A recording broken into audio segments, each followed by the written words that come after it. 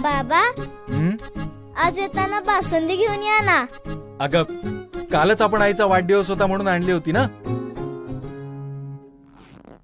ऐकलं, गोकुळची बासुंदी पुन्हा खावीशी वाटतेय। खरं सांगू, मलाही खावीशी वाटतेय। पुन्हा पुन्हा खावीशी वाटणारी गोकुळ बासुंदी। सिंधुदुर्ग जिल्ह्यात आज पारंपरिक पद्धतीने दहीहंडी उत्सव साजरा केला जात आहे। गावातील मुख्य मंदिरांमध्ये पालखी काढून दहीहंडी साजरी होते। जिल्ह्यातील वेताळ बांबर्डे गावच्या महिला दहीहंडी पथकानं पारंपरिक दहीहंडी फोडून जल्लोष केला। या व्यतिरिक्त युवा पथकांनी दहीहंडी फोडली। पाहूयात।